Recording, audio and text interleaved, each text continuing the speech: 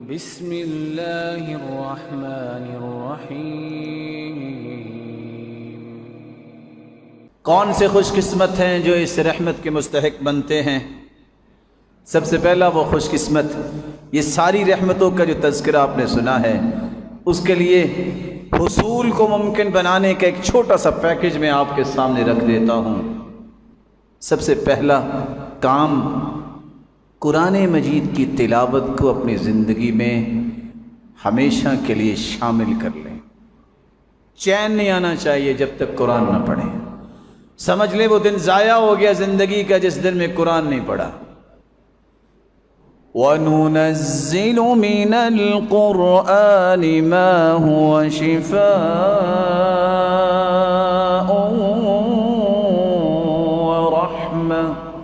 وَرَحْمَةٌ لِّلْمُؤْمِنِينَ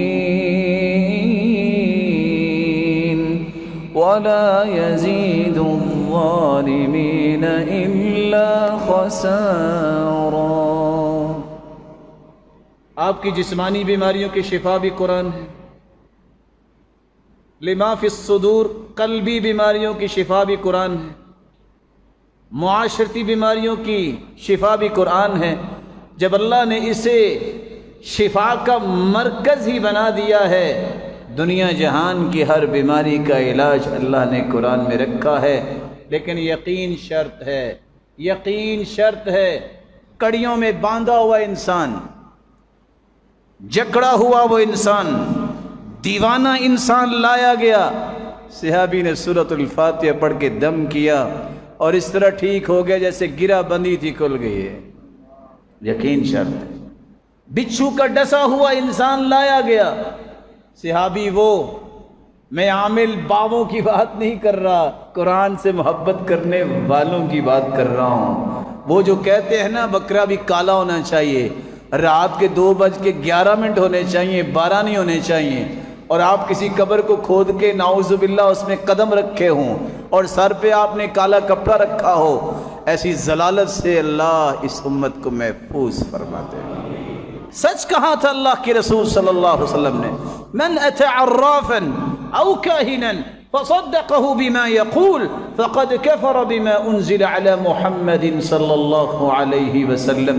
جو کسی نجومی کے پاس، کسی کاہن کے پاس جاتا ہے یا کسی پامس کے پاس جا کے ہاتھ دکھاتا ہے، اس کی بات مانے یا نہ مانے، صرف دکھانے سے ہی 40 دن تک اس کی عبادت قبول نہیں ہوتی، اور اگر اس کی بات کو مان لے جو وہ کہہ رہا ہے، فقد کفر بما انزل علی محمد، اس نے اس قرآن کا انکار کر دیا جو محمد مصطفیٰ پہ نازل کیا گیا۔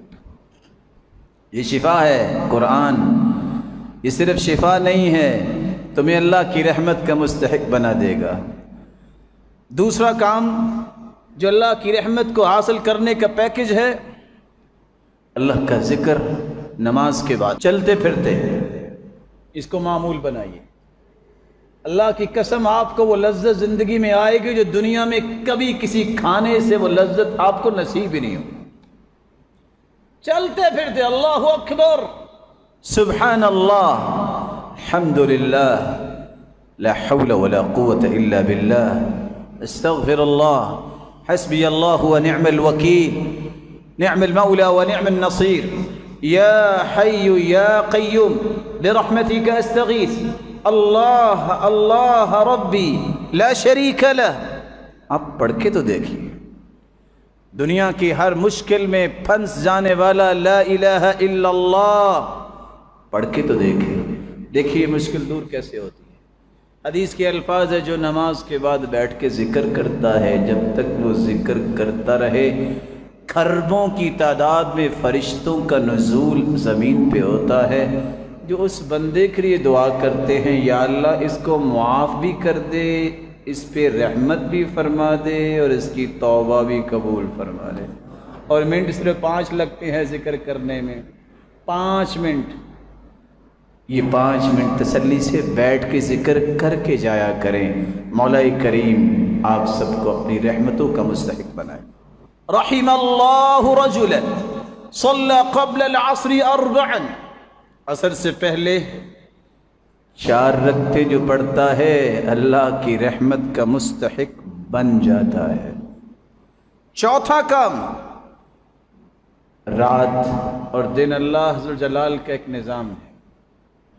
کبھی آپ اوور ڈیوٹی بھی تو کر ہی لیتے ہیں نا، کبھی ڈبل شفٹ بھی تو لے لیتے نا، چلو میں حالات نہیں ٹھیک تو میں صبح بھی ڈیوٹی کر لیتا ہوں، شام کو بھی کر لیتا ہوں۔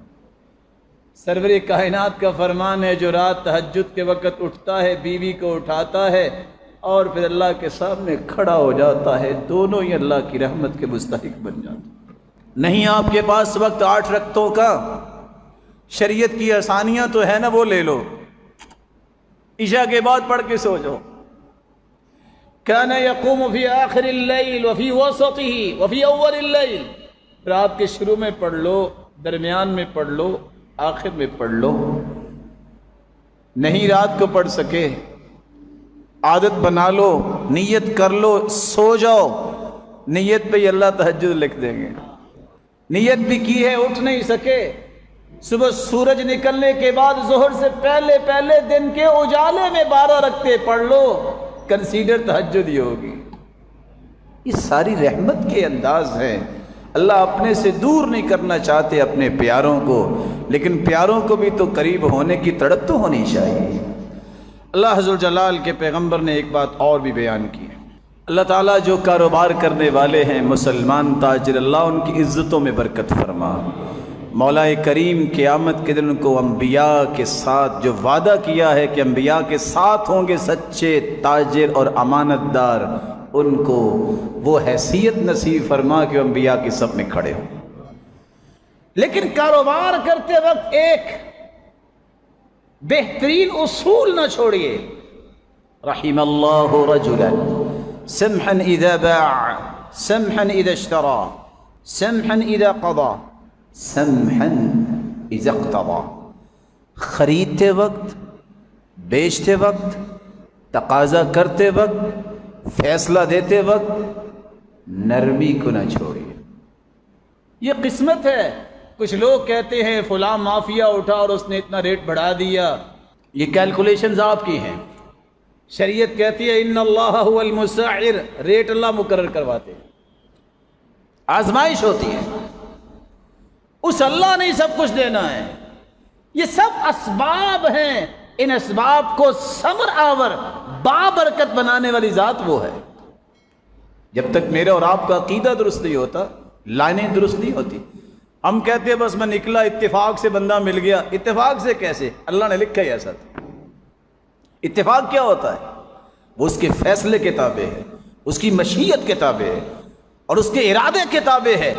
دنیا کا پتہ حرکت نہیں کر سکتا اللہ کی مرضی کے بغیر۔ اتفاق کیا ہوتا ہے؟ اپنے عقائد کو درست کیجئے، منہج سیدھا کیجئے۔ منہج یہ ہے، اللہ کے رسول نے فرمایا کوشش کرو، اعملوا، عمل کرو، آؤ پریکٹیکل زندگی میں، فَكُلٌّ مُيَسَّرٌ لِمَا خُلِقَ لَهُ، ہوگا وہی جو اللہ نے کرنا۔ اس میں برکت اس نے ڈالنی۔ فوج تو لے کے آئے تھے اللہ کے رسول میدان بدر میں، اللہ تعالیٰ حفاظت فرمائے اس وطن کی فوج کی بھی، لیکن دعا کر رہے تھے اللہ اگر یہ بھی چلے گئے تو تیری عبادت کون کرے گا؟ سیدنا ابوبکر فرمانے لگے اللہ کے پیغمبر آپ کی بھی اللہ نے دعا نہیں سننی تو پھر کس کی سننی ہے، آپ بس کریں۔ کہا نہیں، یہی تو بات ہے اصل، میں اس سے جتنا بھی مانگوں گا اتنا ہی تھوڑا ہے۔ رسول اکرم صلی اللہ علیہ وآلہ وسلم نے فرمایا کاروبار میں نرمی کرنے والے کو اللہ رحمت دے دیتے۔ اولاد سے محبت کیجئے۔ اولاد کی محبت 3 طرح کی ہے۔ اصل محبت یہ ہے کہ اسے دیندار بنائیے، تمہارے قبر میں جانے کے بعد وہ ہاتھ اٹھا سکے اور یہ دعا قیامت کے دن پہاڑ بن کے تمہارے نام اعمال میں آ جائے۔ یہ اولاد سے محبت۔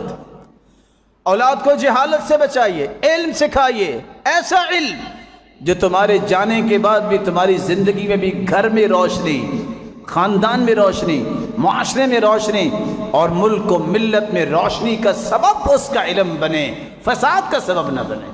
یہ آپ کی بچے کے ساتھ محبت کا ایک طریقہ ہے۔ تیسرا طریقہ محبت کا یہ ہے، آج اگر بچہ ہاسپٹلائز ہو جائے تو کتنے تل ملاتے ہو، کبھی یہ بھی سوچا کہ وہ کدھر جا رہے ہیں؟ اگر قیامت کو وہ جہنم میں چلے گئے تو بنے گا کیا؟ آج تو اس کی بیماری برداشت نہیں ہوتی، آج تو اس کا ناکام ہونا برداشت نہیں ہوتا، آج اس کا کاروبار میں فلاپ ہونا برداشت نہیں ہوتا۔ اگر قیامت کے دن جہنم میں چلا گیا تو بنے گا کیا؟ اس کی فکر کیجیے، اس کے اندر دین بھریے، اس کے اندر دین کی محبت لائیے۔ اور یاد رکھنا میرے بھائی، آج میں اگر غور کروں گا تو میری اولادوں میں دین رہے گا، وگرنہ اگلی پشت تک یہ دین ختم ہو جائے گا۔ اور اللہ ایسے لوگ پیدا کریں گے جن سے اللہ نے کام لینا ہے۔ یہ ضروری نہیں ہوتا کہ کوئی کام نہ کرے تو دین مٹ جائے گا، دین پھر بھی باقی رہے گا۔ یستبدل قوما غیرکم، تم نہیں کرو گے تو اللہ ایسی قومیں لے کے آئیں گے جو دین سے محبت کرنے والی ہیں۔ اللہ عز و جلال ہم سب کی اولادوں کی حفاظت فرمائے اور اسے قوم و ملت کا سرمایہ بنائے اور اپنا مقرب بنا کے دنیا سے لے جائے۔ وآخر دعوانا الحمدللہ۔